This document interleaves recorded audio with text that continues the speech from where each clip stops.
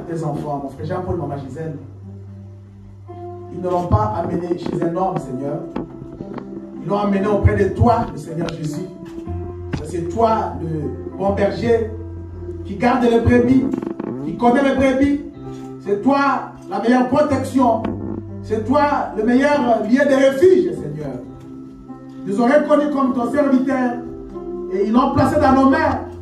Et nous aussi, à notre tour, Seigneur, nous les replaçons dans tes mains, Seigneur. Prends cet enfant, oh Jésus. Garde-le sous le sang du Seigneur Jésus-Christ. Qu'il soit toujours dans ta main, oh nuit et jour, Jésus. Que les loups, les esprits de ce monde de la terre ne partent. Nous l'abandonnons à toi, Seigneur. Qu'il soit sous ta protection, tout le temps qu'il grandira jusqu'à ce que tu reviennes. Que ce bébé, cet enfant soit protégé par toi, Seigneur Dieu. S'il y avait une maladie, il y avait quelque chose qui ne venait plus par cet enfant, nous brisons cela, nous amenons cela au nom puissant de Jésus-Christ. Nous le consacrons à toi, Seigneur, pour que sa vie, pendant qu'elle grandira, soit une vie de service dans ta maison, Seigneur. Bénis les parents, mon frère Jean-Paul, maman Gisèle. Donne-leur des possibilités financières pour élever cet enfant dans la crainte de Dieu. Et bénis la maison, Seigneur Dieu. Que cet enfant puisse grandir. Dans l'avenir, qu'elle soit une servante, Seigneur. Nous la recommandons à toi. Nous la bénissons au Dieu. Que la confions au Père. Qu'il soit, nuit et jour, en parfaite bonne santé. Que tout soit pour ta seule gloire. Prends cet enfant, Seigneur, aujourd'hui, jusqu'à ce que tu reviennes. Cet enfant participe aussi à l'enlèvement de l'épouse. Pour ta gloire, Seigneur. Au nom puissant de Jésus-Christ, nous la bénissons. Amen, amen, amen. Amen. Ah, c'est pas l'anniversaire. Directement pour commencer, chantons un cantique pour ramener nos esprits dans la présence de Dieu. Et puis nous allons écouter la parole de Dieu. Merci Jésus. Oh, merci Jésus. Oh, merci Jésus. Oh, alléluia. Merci Jésus. Merci Jésus. Merci Jésus. Merci Jésus. Merci Jésus. Alléluia.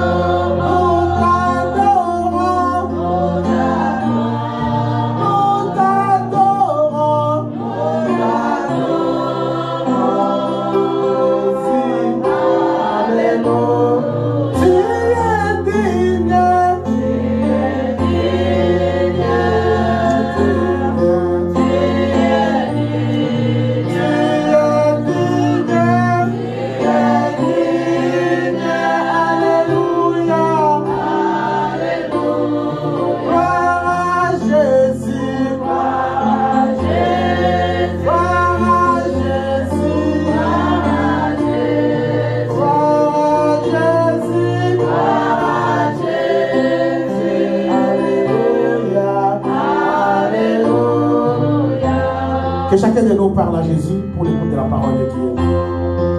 Invoquez son nom. Parlez-lui. Parce que lui vient de parler aussi. Il a besoin d'écouter seulement la voix de Dieu. Alors dispose ton cœur.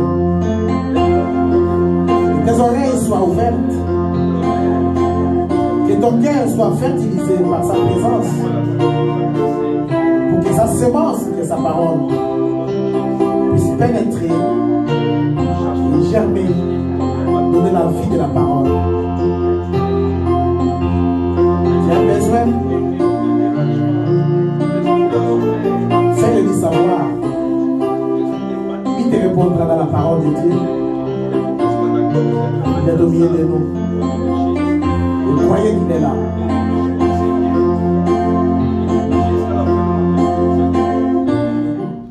Ainsi nos Bibles.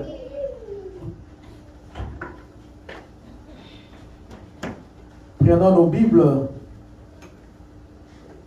dans l'évangile de Jean, au chapitre 10, verset 14.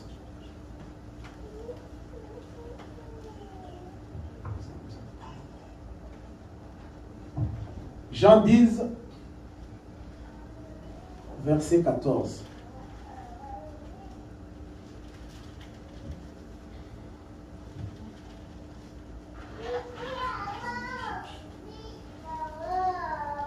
Je suis dans Jean chapitre 10, verset 14. Si vous avez la Bible, si vous ne l'avez pas, je suis avec l'écran. La Bible dit, je connais mes brebis et elles me connaissent. Amen. Au verset 27, la Bible dit, mes brebis entendent ma voix, je les connais et elles me suivent. Amen. Amen. Que Dieu bénisse sa parole au nom du Seigneur Jésus-Christ. Veuillez vous asseoir. Nous sommes très contents de nous retrouver encore une fois dans la maison de Dieu. Amen. Nous sommes venus pour écouter sa parole. Le Dieu, c'était quoi? Comme nous l'avons défini, le message de Dieu, c'est la parole de Dieu. Parce que Dieu avait appelé un homme, Moïse, son serviteur. Il l'a appelé sur la montagne. Il lui a donné les 10 commandements, les préceptes et les ordonnances pour qu'il amena aux enfants d'Israël la loi de Moïse. Et c'était la parole de Dieu à ses enfants. Amen. Et William Branham dit qu'Israël qui était en Égypte, ils ont été délivrés parce qu'ils ont reçu un message de délivrance. Ils sont passés par la mer Rouge sans mourir comme les Égyptiens parce qu'ils ont reçu un message de miséricorde. Le message de Dieu, c'est la parole de Dieu. Alors, quand vous les recevez, vous devez les garder. Les garder avec vous. Vous devez l'honorer. Honorer Dieu quand vous honorez sa parole. Quand vous gardez sa parole, c'est alors que vous les gardez. C'est pourquoi Branham dit, si vous avez Dieu, vous avez la parole, vous avez Dieu. Amen. Vous avez la parole dans votre cœur, vous avez Dieu dans votre cœur. Parce que au commencement était Dieu, au commencement était la parole était Dieu. On se limite là, vous connaissez la suite. Et William Branham dit, pour que la parole soit gardée honorable, papa, vous nous balancez la première citation là. On va lire ensemble pour amener une bonne compréhension. Pour garder le message honorable dans la prédication, quelle maison me bâtirez-vous au paragraphe 33, vous l'avez sur l'écran. Mais là, madame dit, gardez le message honorable. Amen. Et vivez correctement. Ne laissez pas de saleté venir sur lui. La seule façon de garder le message de Dieu honorable, la seule façon pour vous de protéger la parole, la seule façon pour que les gens qui sont autour de vous puissent honorer ce message, c'est quand ils regardent votre vie. Amen.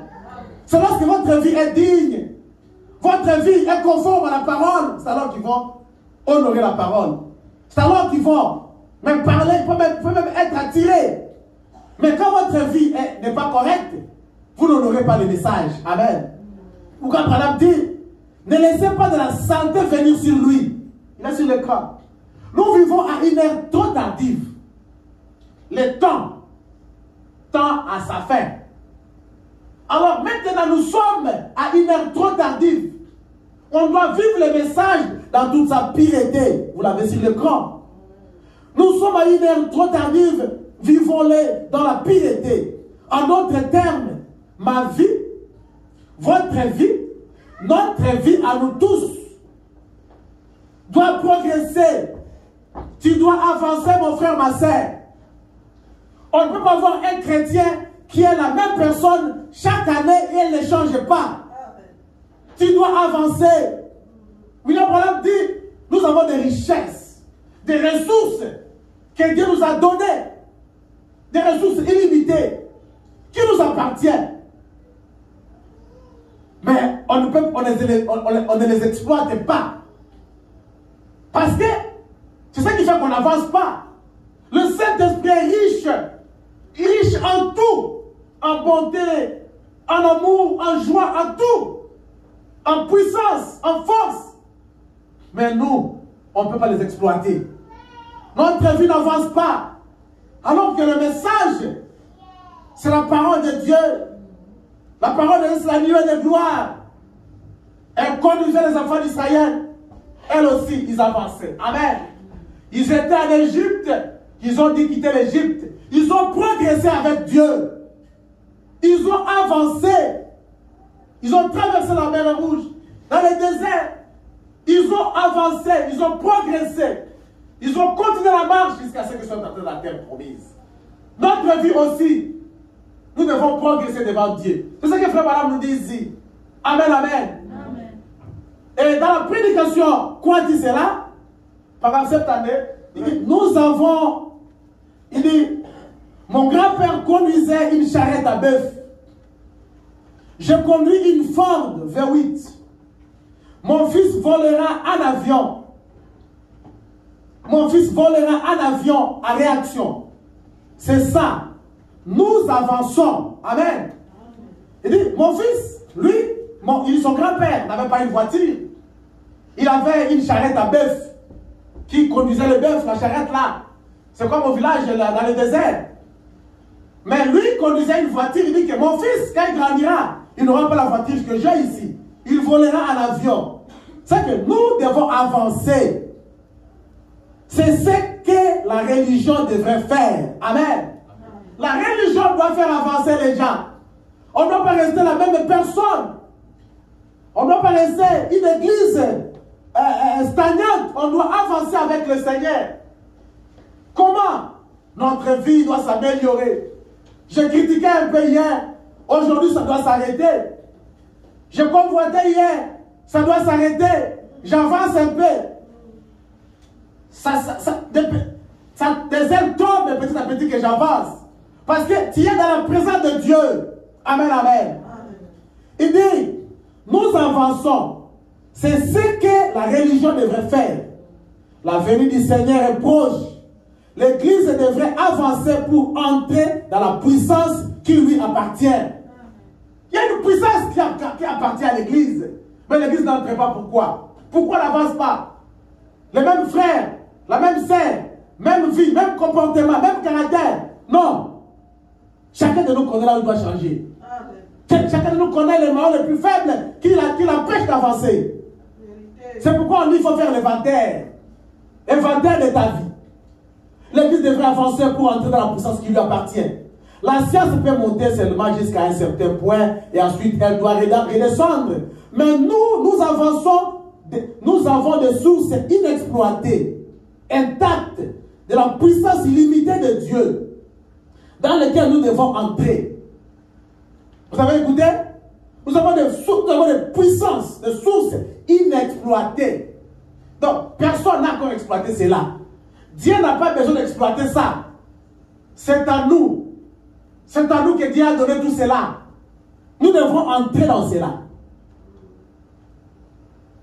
Nous vivons à 1 million de kilomètres en dessous de nos privilèges. Ce soir, des privilèges dont les chrétiens devraient jouir. Il dit, j'ai honte de moi-même quand je regarde ici et que je vois les hôpitaux psychiatriques et la maladie et les problèmes qu'il y a maintenant. Notre église devrait arpenter les rues, guérir les malades, ressusciter les morts, chasser les démons, accomplir des signes et des prodiges, faire prendre conscience au monde entier que Jésus-Christ vive. Amen. Ma vie doit faire prendre conscience à mon voisin que Jésus est vivant. Ta vie doit enseigner quelqu'un qui est à côté de toi que Christ vit encore. Ta vie au travail partout doit faire prendre conscience à tes voisins, à tes amis que Jésus-Christ est encore vivant et il est sur la terre, que ce message est vrai. Amen, amen. C'est ce que la parole nous dit. Nous devons y arriver. On doit arriver. On doit y arriver. Alors, pour y arriver, nous devons prendre la parole de Dieu. Prendre la parole, rien que la parole. Pas autre chose, bien aimé. Dieu nous a donné la parole pour que nous puissions nous en servir de cela. La parole de Dieu a été donnée pour que nous puissions vivre de cela. Et la parole de Dieu, c'est la nourriture. La nourriture de Dieu. Nous devons prendre cela, vivre avec cela. Alors, dans la prédication, question-réponse du 15 octobre 61, là, madame dit que l'Église doit avancer. L'Église doit se développer. Comment? Parce que la parole de Dieu se développe et l'Église aussi doit se développer. Du 15 octobre 1900, question-réponse. Du 15 octobre 1900, excusez-moi, au paragraphe 81, William Branham dit, je voudrais lire ça parce que ça va nous introduire dans le sujet du jour. Je ne fais que répéter un peu ce qu'on a vu les dimanches passés. Au paragraphe 81, William Branham dit ceci. Exprimé en d'autres termes, si vous regardez, tenez, ce matin, c'est ce que je suis en train de faire. Or, les brebis vont se développer seulement si on leur donne de la nourriture de brebis. Amen. Les brebis, ils doivent se développer, ils doivent grandir. Simplement s'ils mangent de la bonne nourriture appropriée à ces brebis-là. Si la nourriture n'est pas bonne, elles ne vont pas se développer. Elles vont rester chétives et jusqu'à mourir. Or, les brebis vont se développer seulement si on leur donne de la nourriture appropriée. Maintenant, si vous faisiez frire un gros hamburger, et que vous le donniez à une brebis, elle ne pourrait pas se développer avec ça. Amen. Amen.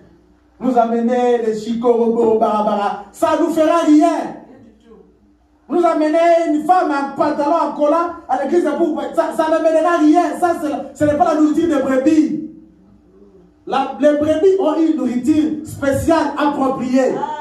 Quand elles mangent cela, ça leur donne la vie, elles grandissent et elles sont en bonne santé. Quand vous amenez l'hamburger, elle n'aura rien. Elle ne pourrait pas se développer avec ça. Parce que vous voyez, ce n'est pas de la nourriture de brebis. Si je faisais frire, ou que c'était là, que je préparais un beau stick, qui bonnet, ça c'est la nourriture qu'on prépare ici, et que je donne ça à une brebis, ce n'est pas de la nourriture de brebis. Elle ne pourrait pas la manger. C'est tout. Parce qu'elle est une brebis. Par contre, les brebis aiment la nourriture de brebis. Un chrétien vit de la parole de Dieu.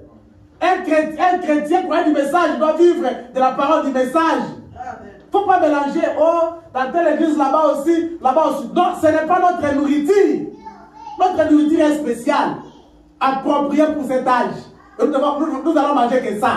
On ne peut pas copier ce qui se fait dans d'autres églises. Même s'ils sont bénis, ne les suivez pas. Il y en a qui se posent des questions, mais nous, les méchants, pourquoi ça? Alors que là-bas, ils prospèrent. La Bible dit, est-ce que vous avez considéré leur fait?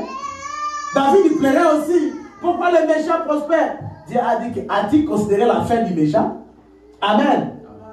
Les brebis aiment la nourriture des brebis. Eh bien, quand vous devez paître les troupeaux de Dieu, ne les nourrissez pas avec la théologie humaine.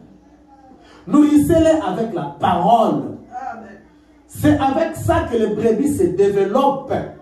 Nourrissez-les de la parole. C'est pour revenir à la citation, madame dit, ma vie, votre vie, notre vie à nous tous doit progresser devant Dieu. La vie doit se développer. On ne peut pas voir les mêmes habitudes à tout moment. Et les habitudes contraires à la parole de Dieu. Non, on doit avancer. Et tout cela, c'est lorsque vous gardez le message. Vous gardez le message honorable. Et Dieu aussi va vous honorer. Amen, amen. Amen.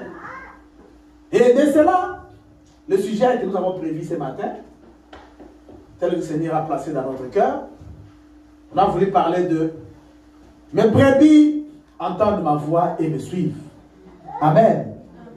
Les brebis du Seigneur doivent entendre la voix du Seigneur et suivent le Seigneur. Nous avons lu dans la Bible, dans Jean chapitre 10, 14, la Bible a dit, je connais mes brebis et mes brebis me connaissent. Mes brebis me connaissent et ils connaissent ma voix et elles me suivent. Amen, amen. C'est le travail d'un berger. Le berger doit connaître ses brebis. Amen. Le nombre de ses brebis. Amen. La couleur de chaque brebis. Exact. Les problèmes de chaque brebis. Il doit faire tout pour prendre soin de ses brebis. Alléluia. J'ai pris dans le dictionnaire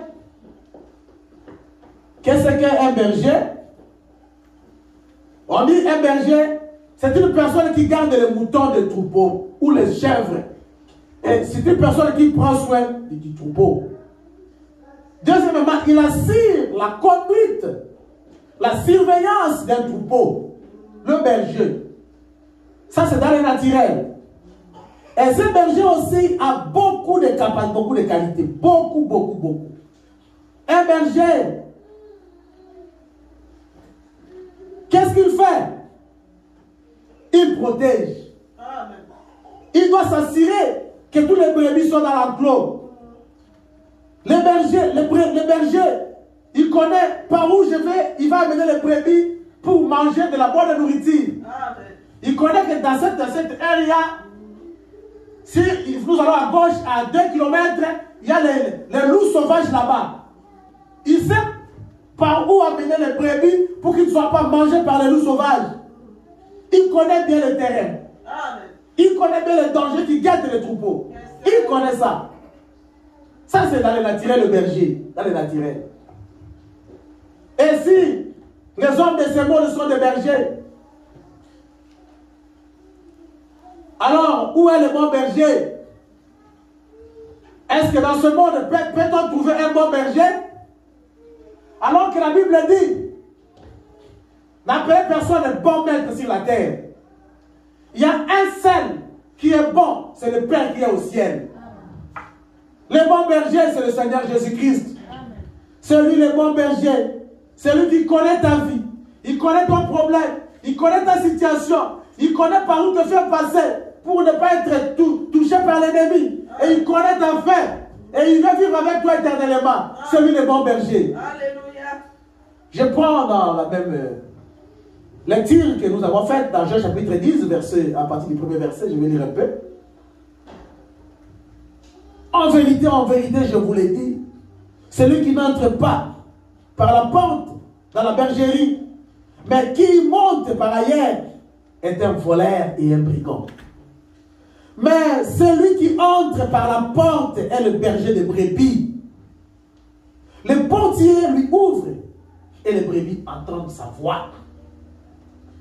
Il appelle par leur nom les brebis qui lui appartiennent et il les conduit dehors. Lorsqu'il a fait sortir toutes ses propres brebis, il marche devant elles et les brebis les suivent parce qu'elles connaissent sa voix. Quelqu'un peut dire amen à cela? Amen. Lorsque le berger, ici c'est le bon, parlons du bon berger qui est le Seigneur Jésus, lorsqu'il fait sortir toutes ces brebis dehors, lui-même se place devant ce brebis, lui-même commence à marcher et les brebis les suivent. Parce que pendant qu'il parle, les brebis connaissent, ça c'est la voix du berger. Cette personne qui nous appelle, ce n'est pas la voix appropriée. On va parler de l'autre côté. Allons à gauche parce que le berger est à gauche. Il a parlé. On a identifié sa voix. Amen, amen. Connaissons sa voix. Il parle. Au verset 11 de Jean chapitre 10, verset 11. Jésus dit, je suis le bon berger. Le bon berger donne sa vie pour ses brebis. Mais le mercenaire qui n'est pas le berger, à qui n'appartiennent pas les brebis, voit venir le loup, abandonne les brebis et prend la fuite. Et le loup les ravit et les disperse. Le mercenaire s'enfuit parce qu'il est mercenaire et qui ne se soucie pas des brebis. Moi-même, il termine en disant au verset 13, je suis le bon berger. Amen. Amen. Jésus-Christ, c'est lui le bon berger. C'est lui qui connaît ce qu'il faut pour ce troupeau. Et son troupeau, ce sont ses enfants. Son troupeau, c'est nous les chrétiens, ses enfants. Amen, amen. Et il avait son troupeau dans chaque âge. C'est pourquoi il utilisait un messager dans chaque âge, avec une portion de la parole, pour nourrir ses brebis. Amen. Bien-aimé, William Branham dit, Adam et Ève, ils ont été créés par Dieu, mais ils étaient placés sur une base de choix. Vous allez remarquer que dans le naturel, les bons bergers, un vrai berger, il doit faire un enclos. Pour bien garder ce troupeau ou ce brebis ou ce chèvre, il doit clôturer l'espace où ils vivent, elles vivent. C'est ça. Pour les protéger à l'abri du danger. Elle peut ne pas être là, il peut se déplacer, il peut aller ailleurs, mais puisque les brebis, le troupeau se trouve dans l'enclos, dans la bergerie, bien encadré là, les loups ravisseurs n'entrera pas. L'ennemi n'ira pas prendre une brebis.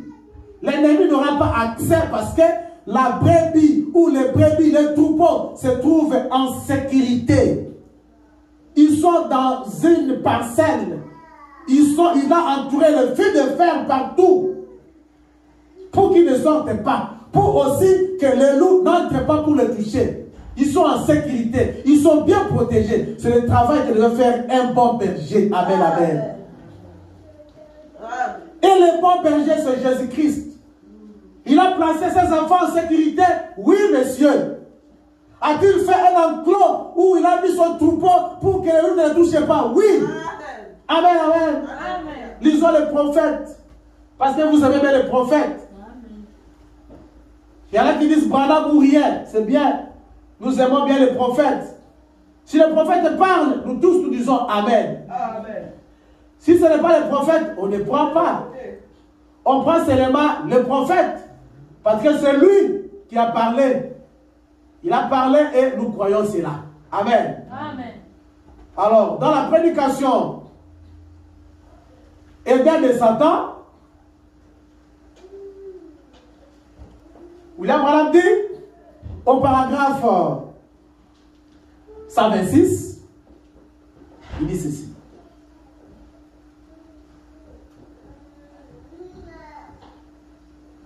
Ils étaient couverts d'un voile saint. Il parlait d'Adam et Ève. Ils étaient en sécurité dans les pavillons de Dieu. Ils étaient vivants. Il n'y avait pas de mort autour d'eux. Alléluia. Quand madame tape une fois dans ses mains. Ils avaient un amour parfait, l'un pour l'autre. Une vie parfaite pour toujours. Ils avaient un amour parfait. Une compréhension parfaite de l'amour de Dieu. Ils avaient la parole de Dieu. Souviens ce que dit le prophète ici, parce que c'est ici, c'est la chose importante que je voulais signaler ici. Madame dit, ils avaient la parole de Dieu et ils la gardaient. Amen. Adam et Ève étaient placés devant des choses, devant des situations. Et le prophète dit, chacun de nous est placé devant ces deux choses à chaque fois dans notre vie. Amen. Dieu ne tire pas les gens de force pour aller au ciel. Il vous donne seulement, voici le chemin. C'est vous qui devez accepter cela. Apprendre où à laisser la parole. Il y en a qui m'ont dit, don't preach me en anglais. Oh, j'ai laissé. Comme on l'a dit, ils avaient la parole de Dieu et ils la gardaient. Ils étaient vivants et en sécurité. Amen. Amen. Donc, tout le temps qu'Adam et Ève gardaient la parole de Dieu, obéissaient à ce que Dieu leur avait dit, ils étaient sécurisés par la présence de Dieu, sécurisés par les anges de Dieu, sécurisés par Dieu lui-même. Amen. Dans l'Éden de Dieu, il n'y avait pas de mort du tout autour d'eux. Parce que quand vous avez la parole c'est la vie. La mort va s'enfuir. Nous ne parlons pas de la mort physique. Parce que la mort physique ne peut pas arrêter la mort, ne peut pas arrêter Dieu. Si nous mourons dans ce corps, nous continuerons à vivre néanmoins. Amen. Parce que le vrai moi, ce n'est pas ce que vous voyez. Alléluia. Ça, c'est la terre. Et quand je meurs aujourd'hui dans ma terre, donc on fait retourner le corps ici d'où elle est venue. Mais ce que Dieu a créé à moi, le vrai moi, c'est l'intérieur. Amen. Amen. Alléluia. Donc il n'y avait pas de mort autour d'eux. Parce qu'ils gardaient la parole de Dieu. Et la parole de Dieu était leur sécurité. La parole de Dieu les protégeait. Tu veux vivre en sécurité? Tu veux avoir le bonheur de Dieu? Tu veux être protégé par Dieu? Tu veux être accompagné par la présence de Dieu? Gardez la parole de Dieu. Gardez-la honorable dans votre vie. Amen. Vivez pour la parole de Dieu. Demeurez en Christ. C'est là le refuge. C'est là l'endroit de sécurité. Si vous sortez de l'enclos, vous sortez de la bergerie, il y a le loup qui sont à côté. Aussitôt que vous mettez un pas en dehors de l'enclos, vous êtes pris par l'ennemi. Amen, amen. L'ennemi n'est pas loin. Il est d'abord dans tes pensées à toi-même. Quand seulement tu quittes, tu sors la pensée de Dieu dans ta pensée, l'ennemi va entrer. Tu peux commencer à parler contre ton frère dans ton cœur. Mauvaise pensée sur ton frère, sur ta sœur. Tu es sorti de la parole de Dieu. Alors que la Bible dit que tout ce qui est vertueux, tout ce qui est digne d'approbation, tout ce qu'on peut aimer, tout ce que Dieu peut accepter, soit l'objet de vos pensées. Amen. C'est pourquoi il faut chaque fois purifier les pensées. Mais là, madame, comment faire pour me débarrasser des mauvaises pensées? Les mauvaises pensées viendront toujours. Elles viendront toujours. Mais ne les exploitez pas. Quand ça vient, arrière de moi, Satan. Amen, amen. Pensez le contraire de ce que vous avez. Comment savoir que cette pensée vient du diable? Mais si elle est contraire à la parole de Dieu, elle vient du diable. Si la pensée est conforme à la parole, ça vient de Dieu, c'est une bonne pensée, exploitez-la. Toute pensée que vous avez qui est contraire à la parole de Dieu, c'est la pensée de l'ennemi. Non, n'acceptez pas ça. Ne développez pas ça. Et ne prenez pas de décision sur base de ça. Sinon, vous serez entre les mains de l'ennemi. Sinon, l'ennemi vous conduirait. Et au paragraphe 128, après madame dit, bon, regardez, bien, l'église est ça. Elle est établie depuis tellement longtemps. Nous sommes l'une des plus anciennes églises du pays. Le maire de la ville fréquente chez nous. C'est comme ça, nous qui avons été catholiques. Lorsque le gouverneur va dans votre église, ah non, non. Le gouverneur, le ministre est venu. Il est venu là près chez nous. Il se contacte de ça. Il trouve qu'ils sont grands. Ils sont connus de Dieu parce que le président ou le ministre est allé prier dans l'église. Non. Frère madame dit, peu importe ce que c'est, voyez-vous, si c'est contre la parole de Dieu, vous aussi soyez contre. Amen. La vraie brebis, elle doit écouter la voix du berger. Le berger dit ceci, le bon berger, le Seigneur Jésus dit, tout ce qui est contre la parole de Dieu, soyez contre. Tu veux commencer une affaire, tu veux faire quelque chose, si c'est contre la parole de Dieu, éloignez-vous de cela. Parce que Dieu est contre cela. C'est votre ennemi, ce que vous voulez faire là. Même la pensée que tu as là sur ton frère, c'est ton ennemi à toi. Allah dit, tout ce qui est contre la parole de Dieu, soyez contre, c'est votre ennemi. Tout ce qui est contre la parole de Dieu est votre ennemi. 29, 129, tout ce qui est pour la parole est votre frère, c'est une partie de vous. Parce que vous êtes né de la parole, nous avons été manifestés par Dieu sur la terre pour son honneur et pour sa gloire. Nous avons été connus de Dieu, nous étions dans la pensée de Dieu avant la fondation du monde et nous avons manifesté. Voilà, dit, quand Christ est mort, nous étions en Christ. Amen. Quand il est allé à la croix, nous étions aussi à la croix. Amen. Quand on l'a enseveli, nous étions enseveli avec lui. Quand il est ressuscité, nous sommes restés avec Christ. Amen. Nous sommes placés dans les lieux célestes en Jésus-Christ. Alors notre vie doit refléter ce que nous sommes réellement. Comme on dit, l'enfant d'un lion, c'est un lion. Nous sommes le fils et fille de Dieu. Dieu est la parole. Est-ce que sommes-nous la parole? Notre vie s'identifie-t-elle à la parole? C'est pourquoi voilà, on va prêcher. Votre vie est digne de l'évangile. Les gentils, on ne peut pas jouer avec l'évangile. L'évangile du Seigneur Jésus est sanglant. Il y a des gens qui ont donné leur vie, qui sont morts à cause de cet évangile. Et Dieu a rejeté toute toute une nation à cause de cet évangile. Le prophète dit, Israël a été trouvé ennemi de Dieu parce qu'ils ont rejeté l'évangile. Et c'était pour notre faveur à nous. Mais pour l'élection, Israël est le bien-aimé de Dieu. Dieu les a élus. Tous, ils seront partis au ciel. Mais pour nous, les gentils, l'évangile, il est reçu individuellement. Mon mari, non, reçois-toi l'évangile. Ce n'est pas question de ton mari. Le salut est individuel. Les deux personnes qui seront sur le lit, une sera prise, l'autre sera laissée. Oh ma femme, non, reçois l'évangile. Pour les gentils, le salut est individuel. Et le salut, nous le recevons en recevant l'évangile de Christ, en écoutant la voix de Dieu. Est-ce que Dieu a-t-il parlé en ce temps de la fin? Oui, Dieu a parlé.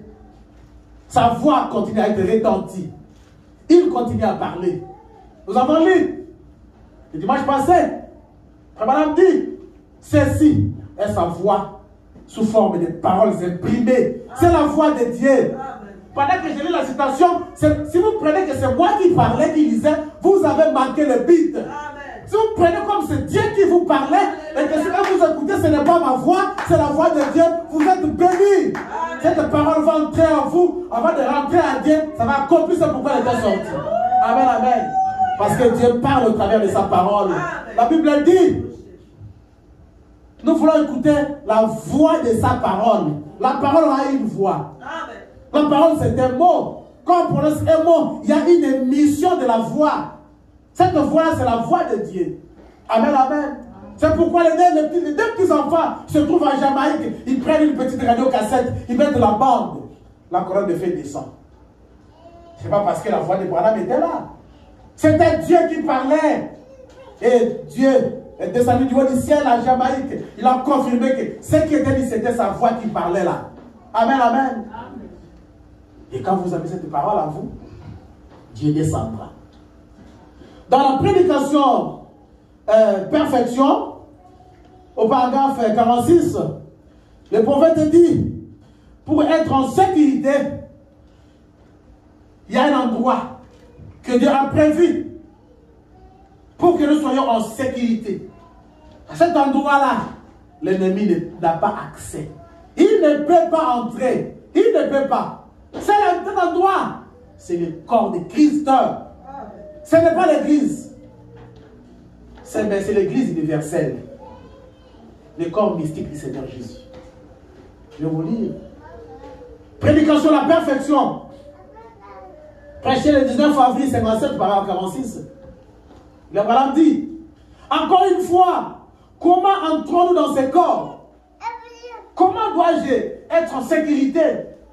Ma vie, je voudrais protéger ma vie. Je ne voudrais pas que le diable puisse me toucher. Je voudrais aller au ciel. Je voulais un jour vivre éternellement avec Jésus. Mais je suis dérangé. Je voudrais entrer dans un endroit pour que je sois en sécurité. Que le diable ne me voie pas, ne me touche pas. Je vous dis cet endroit maintenant. Encore une fois, comment entrons-nous dans ce corps? 1 Corinthiens 12, 13. Si vous lisez, vous verrez. Par un seul esprit. Comment est-ce que l'esprit vient? C'est une question qu'on peut se le poser. Branham dit, par les sacrifices. Où se trouvait l'esprit? Dans le sang du Seigneur Jésus-Christ. Amen. C'est pourquoi nous chantons toujours, j'irai partout, ma croix sur les épaules. À la croix où mourit mon sauveur. Ici à la croix, le sang a été versé. Dans ce sang-là se trouve ta vie. Amen.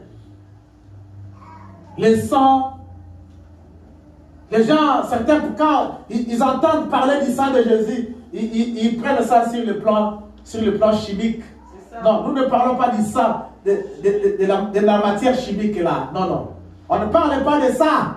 Nous parlons de la vie qui était sortie du sang. Amen, amen. Parce que lorsque quelqu'un perd le sang, il perd la vie, il va mourir. Lorsque Christ a été trouvé, de l'eau est sortie, le sang est sorti, la vie était sortie. Cette vie était sortie pour qu'il puisse se répandre sur son église, sur ses enfants, dans tous les âges. Chaque âge avec une portion du sang. Nous avons reçu aussi le sang de Jésus. À ce temps de l'enfer, Le sang de Jésus, c'est la vie de Jésus. La vie de Jésus, c'est la parole de Dieu. La parole de Dieu à son peuple, c'est le message. Amen, amen. Vous avez reçu le message de Dieu?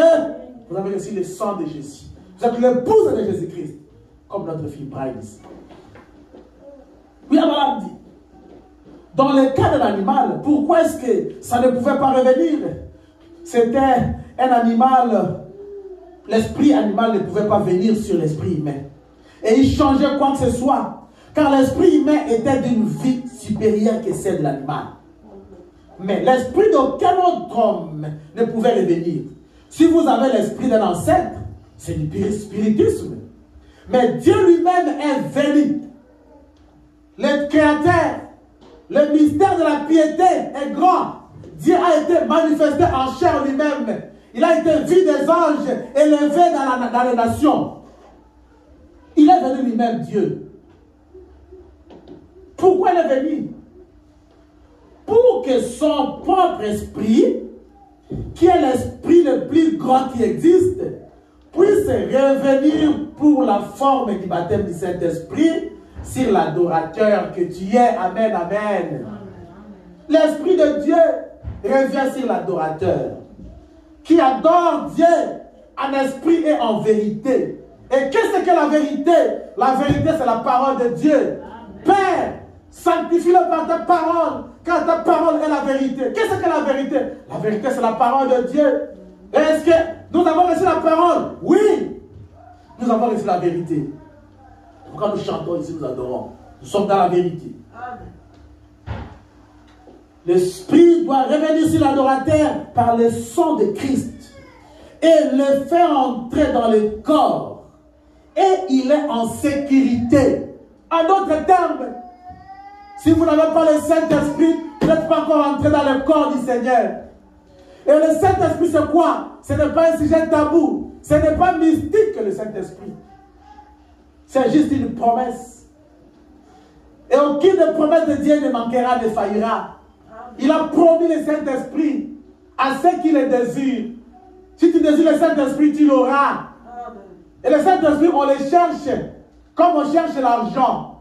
Le Saint-Esprit, on doit l'aimer, même plus que l'argent. Si vous aimez le Saint-Esprit, vous aurez le Saint-Esprit. Et Branham te dit encore qu'une obéissance totale à la parole de Dieu doit te donner le Saint-Esprit. Amen, amen. Obéissez seulement. Si vous ne voulez pas les complications, de le Saint-Esprit, non. Commencez seulement, prenez seulement une décision. Moi, je vais obéir à la Bible de Genèse, à l'Apocalypse. Je dois obéir à la parole de Dieu. Je dois commencer à lire la parole de Dieu chaque jour. Et la parole de Dieu, je voudrais qu'elle soit à moi. Je voulais commencer à avoir des visions. Je voulais devenir mystique. Je voulais vraiment que Dieu me parle. Je voudrais commencer à écouter la voix de Dieu. Je voulais être en face de Dieu. Voici le secret que je te donne. La prédication, la parole parlée est la sémence originale. La Bible doit être en vous à l'intérieur. Amen, amen. La Bible doit être en vous. La parole, c'est une sémence.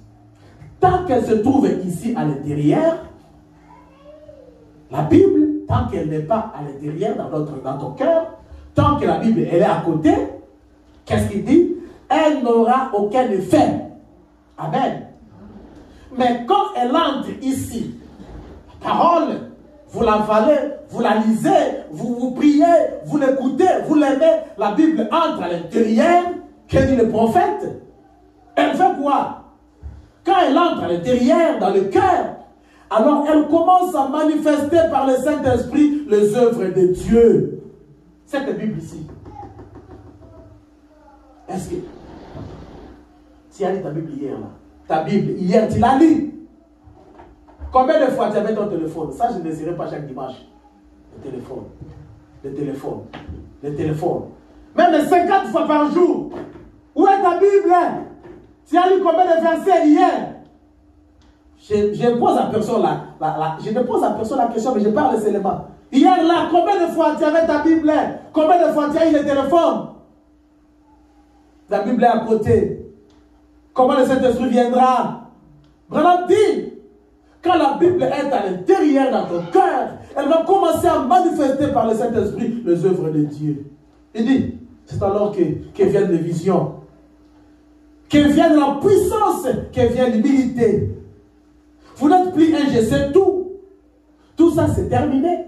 Vous devenez un rien du tout. Alors Christ vit en vous. Quelqu'un peut dire amen à cela? Amen. Vous mourrez. Vous disparaissez. Lui il vit. Comme l'apôtre Paul a dit, ce n'est plus moi qui vis, moi je suis déjà mort. C'est Christ qui vit en moi. Amen. Quel Christ vivait en Paul? C'était la parole de Dieu. Voilà, c'est ça. C'est parce qu'il est mort que moi je vis. Quand je meurs, il reprend vie. Et quand je meurs, ce qu'il m'a promis, c'est la vie. Christ ne nous a pas promis la mort. Il nous a promis sa vie. Et sa vie, elle se manifeste. Sa vie se remarque. On peut voir la vie de Christ. On peut distinguer, on peut identifier que dans cette serre, ça ce n'est pas la vie de Christ. Dans l'autre serre, ça c'est la vie de la parole. Dans cette serre, ça c'est la vie du monde. On peut voir ça. On peut voir. C'est à leur fruit que vous les reconnaîtrez. Et le fruit c'est quoi? Le fruit c'est la vie de chaque jour. Ta façon de parler peut montrer qu'est-ce qu'il y a dans ton cœur. Ta façon de t'habiller. Des actes que tu poses peuvent faire voir ce qu'il y a dans ton cœur. La Bible ou pas. Vous mourrez une vie, voilà c'est ça. C'est parce qu'il est mort que je vis. Quand je meurs une vie. Quand je meurs, ce qu'il m'a promis c'est la vie. Je suis mort à moi-même. C'est afin de pouvoir avoir sa vie à lui. Et comment y arriver? En recevant sa parole. Amen, amen. Pour y arriver, c'est simple. Reçois seulement sa parole. Reçois sa parole. Et qu'est-ce que la parole? La parole, c'est le Seigneur Jésus-Christ. C'est simple. Bien-aimé, Dieu parle à ses brebis. Dieu a une voix. Sa voix se fait retentir. Il parle encore aujourd'hui à son peuple. Il appelle ses brebis. Ses brebis écoutent, entendent sa voix. Ils répondent. Ils viennent et lui se met devant et ses brebis le suivent. Le Seigneur Jésus t'a appelé. Pourquoi il t'a appelé? Il t'appelle pas pour te... Bon, si tu as besoin d'argent, Jésus te donnera des millions. Il te donnera des banques. Il dit, prends 50 tonnes de banque, c'est pour toi. Il te donnera si tu as besoin. Seigneur, tu m'as appelé, je viens. Moi, j'ai besoin d'argent. Combien? 5 milliards. Il te donnera ça. Il ne perdra rien dans son économie. Mais il t'appelle pour te donner la vie éternelle. Amen. Amen. Amen. Écoutez William Branham dans la prédication. Question-réponse sur Genèse 29, J 53. 143, Madame dit ceci. Maintenant, regardez.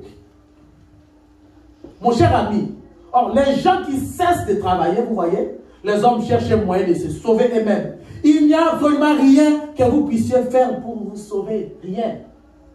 Vous ne pouvez rien faire pour vous sauver vous-même. Même pas vos bonnes œuvres. Vous les faites parce que la parole vous devez faire les bonnes œuvres. Mais pour les salir, vous devez être connu de Dieu. Il n'y a absolument rien que vous puissiez faire pour ça. Vous êtes sauvés par la grâce. Amen. Amen. Il y en a aussi qui prennent ça comme un bouclier, comme un échappatoire. Si Dieu te connaît, il te connaît. Si tu es sauvé, tu es sauvé. Tu es sauvé, c'est bien, mais ta vie montre que tu es sauvé.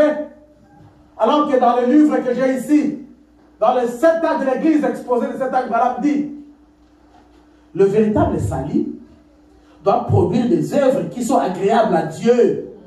Si vous êtes réellement sauvé, que Dieu vous a sauvé réellement, votre vie sera conforme à ce Dieu-là. Dieu va griller ta vie. Amen. Ta vie sera conforme à la parole de ton âge. Vous êtes sauvé par la grâce. C'est Dieu qui appelle. Il appelle ses brebis. C'est Dieu qui t'a appelé. Il t'a appelé individuellement. C'est Dieu qui sauve. Tout ce que vous faites, c'est suivre Dieu pas à pas. C'est tout ce que tu as à faire, ma soeur, mon frère. C'est tout ce que j'ai à faire. Dieu m'a appelé. Oui, j'ai écouté sa voix. Oui, qu'est-ce que je fais? C'est seulement le suivre. Le bon berger, il va à gauche, je vais à gauche. Il va à droite, je vais à droite. Je peux décider de ne pas suivre le berger. Vous avez suivi du berger méchant qui a été qualifié parce qu'il a brisé la patte de sa brebis. Pourquoi? Parce que cette brebis-là ne voulait pas la suivre. Quand le berger amène les brebis à droite, s'il ne voit pas tirage, cette brebis-là n'avait pas de tête. Il voulait suivre les autres, les boucs. Alors que c'était partout les boucs et les brebis. Les brebis vont à gauche, les boucs à droite. Mais cette brebis-là, il voulait toujours aller du côté des boucs. Les bergers, il aimait tellement cette brebis-là. Je voulais qu'elle soit à côté de moi. Pourquoi elle veut toujours aller loin de moi? Il y a l'ennemi là-bas, elle va suivre les boucs, alors que les boucs, ils se font manger par les loups à tout moment. C'est ce que je vais faire. Je vais lui briser la patte, lui donner un peu une épreuve, lui donner un peu une maladie, lui donner un peu un problème, pour qu'il soit toujours à côté de moi. Partout où je serai, il commencera à me suivre, mais appellera, oh Seigneur, oh Dieu. C'est ça. Il appelle la brebis, pour que les brebis le suivent.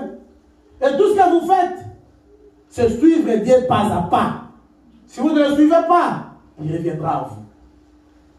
Et vous serez comme cette brebis-là. Cette brebis-là. C'est tout.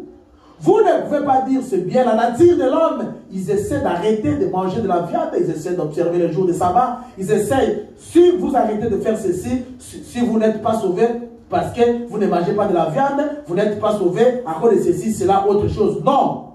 Vous êtes sauvés par la grâce et Dieu, par sa grâce, vous donne cette vie éternelle. Amen. Vous voyez ce que je veux dire? Amen.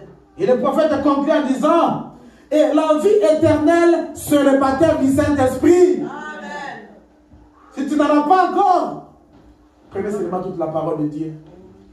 Sois seulement, humilie-toi seulement. Sois humble et prends la parole. Que la parole puisse commencer à diriger ta vie. Fais entrer la parole à tes pensées, dans ton cœur, dans tout ce que tu fais, dans ton habillement, dans ton travail. Mais accepte, Seigneur, tue-moi, tue-le-moi, tue-moi, Seigneur, mais que je vive en Christ, Seigneur. Seigneur, je dois mourir. Je dois mourir, Seigneur.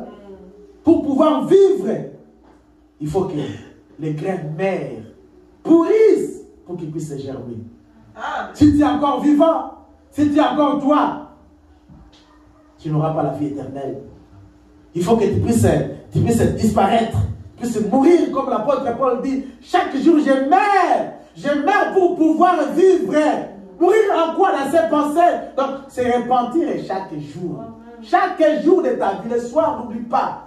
Est-ce que j'ai été contre qui aujourd'hui? Mes pensées étaient négatives sur qui? Sur l'église, sur le frère, le pasteur, sur mon frère. Est-ce qu'au travail, qu'est-ce que je fais? Je m'étais énervé. Fais l'inventaire de ta vie. Va à genoux avant de dormir. Prie le Seigneur. Seigneur, relève-moi. Seigneur, tiens mon seul secours. Seigneur, tiens mon aide. Seigneur, change-moi. Transforme-moi. Seigneur, j'ai critiqué beaucoup. Enlève ça. C'est comme ça qu'on chasse les démons. Frère, on va prêcher comment chasser les démons. Ne chasse pas les démons, pour pasteur, imposez-moi les mains. Il imposera les mains, les démons reviendront. Tu dois toi-même commencer à refuser cela. Je refuse la critique, non. Je ne parle plus des gens. Oh non, Seigneur, je ne regarde pas. Je ne convoite, Seigneur, je refuse. Démon, convoitise. Moi, je suis un fils de Dieu. Toi, tu es un démon. Sors de ma vie. Critique, je ne t'aime pas. Tu es un démon. Je parle de mon frère. Il est mon frère, elle est ma sœur. Je t'aime. Sors de moi. Si tu es la chose là qui te dérange là, et chasse-les. Parce que frère madame dit dans la prédication, la prière de bataille n'est jamais livrée. Il dit, la méthode de Dieu, c'est de chasser les démons. Les démons, on ne les voit pas, c'est un esprit. Et c'est une bonne pensée qui te vient. Comme elle a fait ça. Non. Cette sœur-là, vraiment, non. C'est une bonne pensée. Parce que tu as le droit de répliquer quand quelqu'un te fait du mal. Tu as ce droit-là, naturellement. Mais l'esprit ne t'envoie pas faire ça. Il dit, accepte seulement ta sœur, peut-être la veille derrière. Prie pour ta sœur, prie pour ton frère. Amen, amen. La madame dit, la vie éternelle que Dieu nous donne, c'est le Saint-Esprit. Si Dieu t'a appelé, que tu es sa brebis, et que tu es dans l'enclos, c'est-à-dire que tu as le Saint-Esprit. S'il n'y en a pas encore, cherchez-la. Dans la prédication de votre vie, est digne de l'évangile. Au paragraphe 26. Peut-être que je ne vais pas retrouver ça, je ne l'ai pas aligné ici. Je pensais retrouver ça. Je vais prendre ça. Donnez-moi quelques 30 secondes. Je vais aller au site pour prendre ça. Votre vie est digne de l'évangile prêché le 30 juin 63. 163, les 30 juin, William Branham dit ceci. Le computer m'a détruit. Au paragraphe 36, il dit, le Dieu du ciel, il ne force personne. Même la fête du mariage, on t'invite seulement. Même une fête d'anniversaire, on t'invite. Mais c'est toi-même qui dois faire le choix d'aller ou de ne pas aller. Le William Branham dit, c'est la même chose avec Dieu. Dieu vous lance l'invitation. L'invitation vous est lancée. C'est à vous de dire non, je vais répondre à l'invitation ou je refuse. Je décline ou je m'en vais. Au paragraphe 36, le prophète dit, maintenant, nous voyons que lorsque Dieu donne une invitation à un homme, Dieu t'a invité ce matin. C'est pourquoi tu es là. Amen. Amen. Dieu t'a appelé ce matin, c'est pourquoi tu es là. Tu penses que quelqu'un t'a appelé? Non. Ce que tu as senti dans ton cœur là, c'est Dieu. Il t'a invité ce matin parce qu'il voulait te parler. Et Dieu est en train de te parler maintenant. Si tu penses que c'est un homme qui te parle, tu devrais rester à la maison et tu n'auras rien. Amen. Si tu crois que ce que j'entends, c'est la parole de Dieu, et la parole de Dieu, c'est Dieu qui nous parle, tu es béni de Dieu. Amen. Amen. Le prophète dit ce matin, maintenant nous voyons que lorsque Dieu donne une invitation à un homme, et pour faire quelque chose ou pour recevoir l'invitation qu'il lui a donnée, et qu'il la repousse, alors il ne reste rien. Une fois que la miséricorde est repoussée, que le jugement, si vous franchissez les limites de la miséricorde, alors il ne reste plus qu'une chose, c'est le jugement. Et nous constatons que l'homme a fait ça dans tous les âges.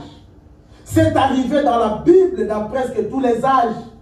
Dans tous les âges, Dieu a un peuple. Dans chaque âge, Dieu a les fils du royaume et les filles du royaume. Et dans chaque âge, il y a toujours une confusion qui entre dans le camp de Dieu. Il y a le monde et l'église qui s'entremêlent. Mais Dieu, pour ressortir son peuple de là, il envoie toujours une portion de la parole. Dieu parle toujours. Il trouve quelqu'un, il donne sa parole pour qu'il commence à rappeler ses enfants, les ramener. C'est pourquoi nous, au temps de la fin aussi, nous avons reçu la parole de Dieu qui nous ramène dans l'enclos, dans la bergerie. Amen. Élie le prophète est venu pour ramener. Et il a bien souligné. Pentecôtiste et dénominationnel qui doute, alors que c'est clair, noir sur blanc. Il ramènera. Donc il va faire revenir les enfants de Dieu. Comment il ramène? Comment ils doivent revenir? Ils doivent écouter, obéir, accepter l'appel de Dieu, l'invitation de Dieu. Il va les ramener.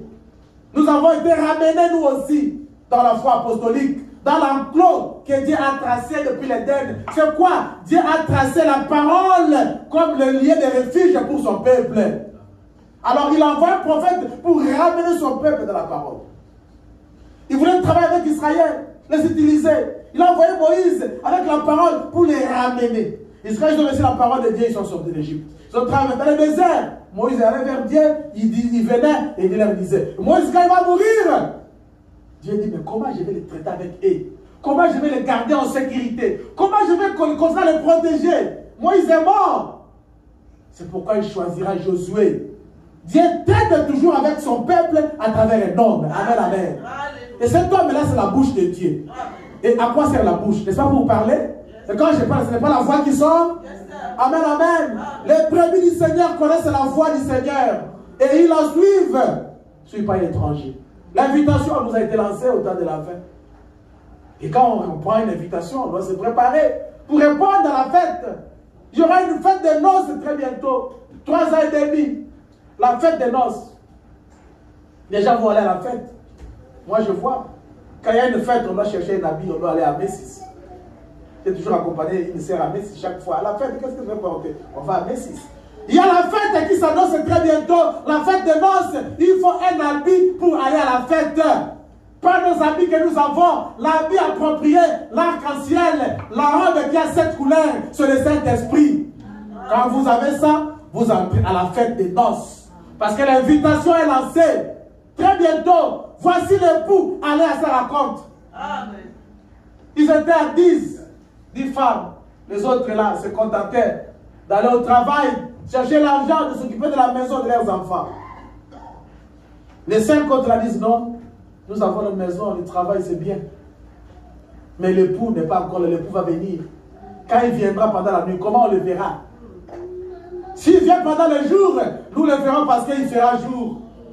Alors s'il vient pendant la nuit, si on n'a pas de lampe, comment saurons-nous distinguer l'époux?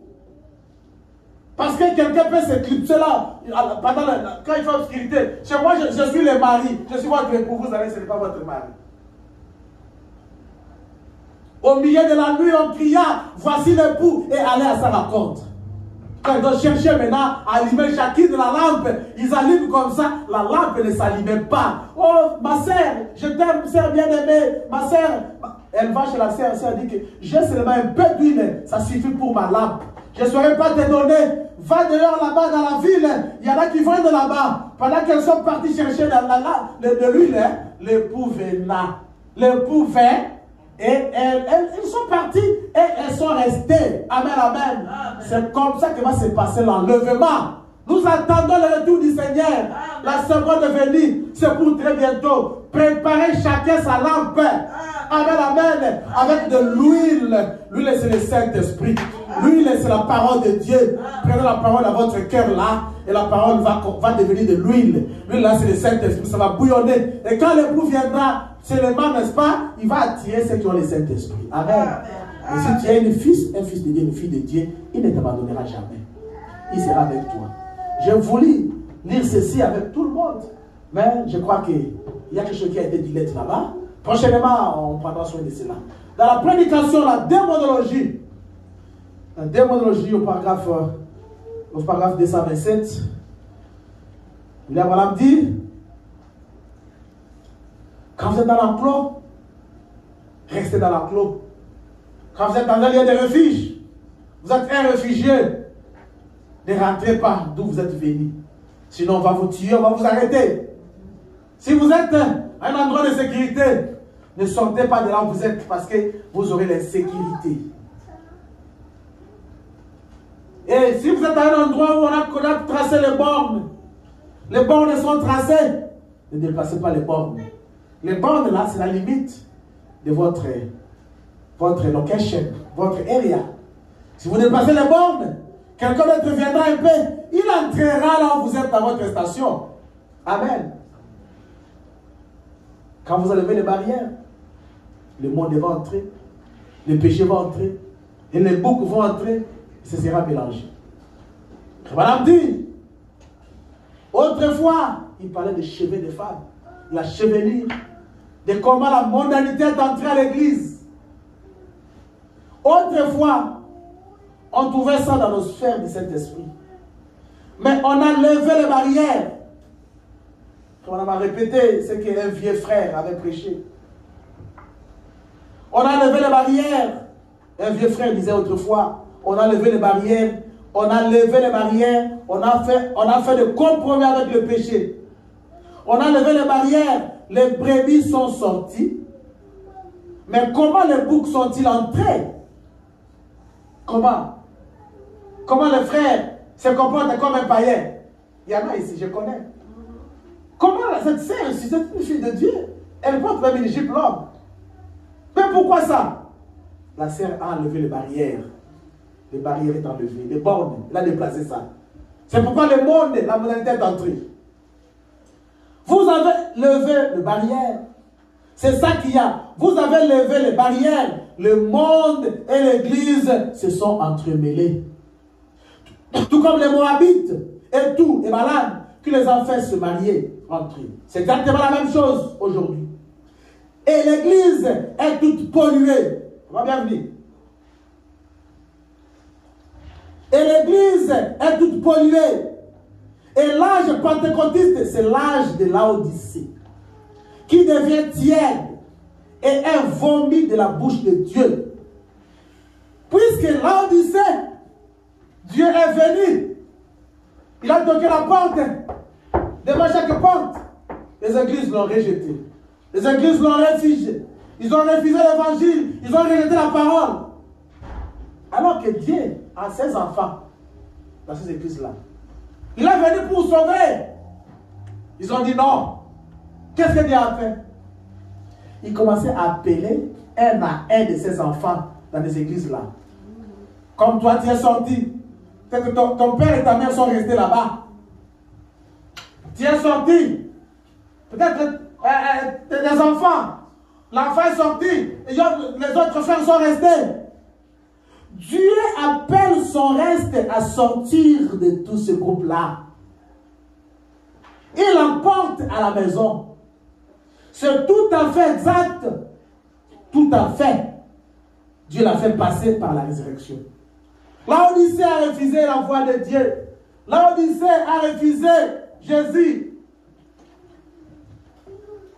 Laodicée, il s'est dit, je suis riche, je n'ai besoin de rien. C'est comme ça que les certains frères ici, en Amérique, certaines sœurs. En Afrique, là-bas, ils étaient très conscients, très corrects. À 6 h du matin, déjà, ils sont à l'église. Les 2 premiers bancs. Mais quand ils arrivent ici, ils sont pris. Ils sont pris par le système. Ni chaud ni froid. Frère, je connais beaucoup de cas. Daniel était à Babylone. Daniel à Babylone, il n'avait pas un endroit où aller. Il était seul, mais il avait les livres. Il ne pouvait pas trahir le Dieu d'Israël. Chaque jour, il s'agenouillait. Il regardait vers le côté d'Israël. Il priait le Dieu de leur père. Daniel te jugera, mon frère, ma soeur. Tu n'as pas l'église. Shadrach, Meshach, Abednego, ils n'ont pas cédé. Ils n'ont pas cédé. Parce qu'ils ont gardé les préceptes, les ordonnances de l'Éternel Dieu d'Israël. Le roi, il vient. Il dit, vous tous ici, que personne ne puisse parler à mal du Dieu de ces hommes. Les rois qui ne croyaient pas au Dieu d'Israël, il l'a dit, leur Dieu c'est un Dieu. Parce qu'il les a sortis de la fournaise ardente. Il est Dieu. Leur Dieu c'est un Dieu. Parce qu'il a fermé la bouche, la gueule des lions. Que personne parle à mal du Dieu de Daniel. Daniel n'avait pas d'église. Il avait seulement les brochures. Il avait seulement les bandes. Il avait aussi la prédication dans son téléphone. Mais ton téléphone, il y a quoi? Est-ce que tu peux écouter la prédication du 1er au 30, de 6 h à 18 h? Et tu peux lire quelque chose dans ton téléphone? Ou bien seulement dans les applications. Les téléphones, les diables connaissaient cela. Ils savaient ça, que ça viendra pour distraire le peuple de Dieu. Abraham a dit, je le répète, il dit auparavant, on interdisait nos enfants d'aller au cinéma. On ne voulait pas qu'ils aillent au cinéma. Mais le diable nous a déjoués. Il nous a roulés. Il nous a amené le cinéma au salon. Chaque parent ici a une télévision. Moi j'en ai 3. Même dans la chambre de Béni, j'ai mis la télévision. Je dis à ma femme, ça, nous sommes en train de détruire ce pays ici. Quand il vient de l'école, directement à la télévision toute la journée. On commence maintenant à prendre les remotes, là, on regarde ça, pour qu'il reste comme ça. Abraham dit, là, le diable nous a roulés. Il nous a amené le cinéma dans nos salons. On aime jeter. Personne ne va dans la télévision de 32 pouces au salon. Hein. 55 pouces. 70, même 80 pouces là. Ça peut se faire voir encore les images là. C'est la mort que nous avons. J'ai prié le Seigneur. J'ai prié le Seigneur. Donne-moi à dominer la télévision. Seigneur, je dois dominer. Ça me distrait.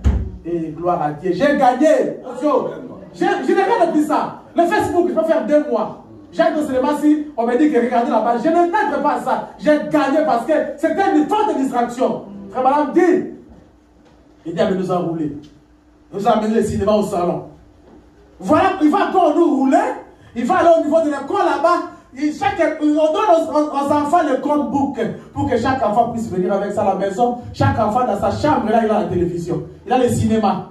Et le papa va acheter la télévision, le cinéma pour son fils, pour sa fille, parce qu'il aime beaucoup. On me demande, j'aime les iPhones. J'ai dit, moi, je vais te donner l'iPhone, moi. Je vais te donner l'iPhone, moi. Mon argent, j'achète l'iPhone. Pour faire quoi? Pour t'aider ou pour t'amener à l'enfer? Attends, quand tu seras grand, tu deviendras grand, tu vas acheter ton téléphone. Si tu veux, il y a une activité, prends mon téléphone, comme je l'ai dit, et appelle-moi après l'école. Bien aimé, les réseaux sociaux, les diables connaissaient cela. Il nous a détruit la distraction. On ne peut pas lire la Bible, on ne peut pas prier parce qu'il y a la télévision, il y a le téléphone et tout cela. Il vient nous enrouler. Frère Madame parle, nous amener le cinéma dans nos maisons. Papa avec ton téléphone, maman sans ton téléphone, les enfants, chacun de nous, quelquefois calme comme ça. Pourquoi? Chacun est là-bas. Chacun est là-bas. Qu'est-ce qui se passe? C'est la mort. Sortez de ça, bien aimé. Quelquefois, mettez ça de côté. Rentrez dans la vie de la prière de la maison. Le Seigneur vient bientôt. Ma soeur, tiens la brebis du Seigneur. Mon frère, tiens la brebis du Seigneur. Le Seigneur a besoin de toi. Quelquefois, il peut t'arriver une difficulté. Il peut t'arriver un problème. Mais sache que tu es dans la bergerie. Amen.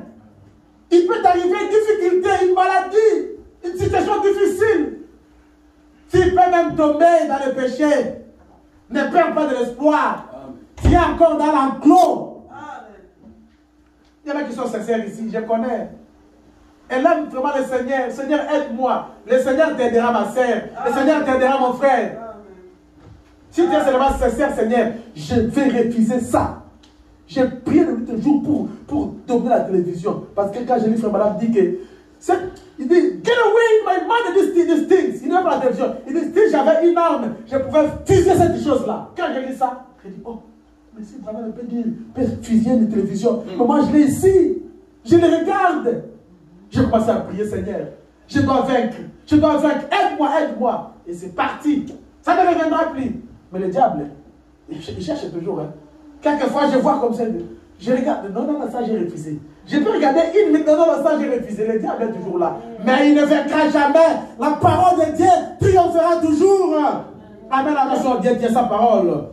Du juillet 17 avril 57, on va terminer à 30, ne vous en faites pas. Moi, l'Éternel, je l'ai planté, je l'arroserai jour et nuit. La semence que tu as là, c'est Dieu qui a planté ça à toi. Ce que tu es là, c'est Dieu. On a dit, frère Madame, le dimanche passé dans la prédication, il y a un visible de pour le Christ, il dit, Dieu nous a manifesté pour son honneur et pour sa propre gloire. Amen. Tu es la gloire de Dieu, ma sœur. Tu es la gloire de Dieu, mon frère. Tout ce qui t'arrive là, c'est le chemin. Tu es comme les saumons. Tu es né dans les eaux douces.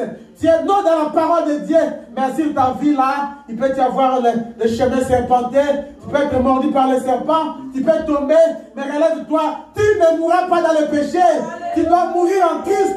Les saumons, quand ils se lèvent, Abraham dit, quand ils arrivent à la saison du frais, ils se mettent par milliers, dizaines de milliers. Ils se rassemblent.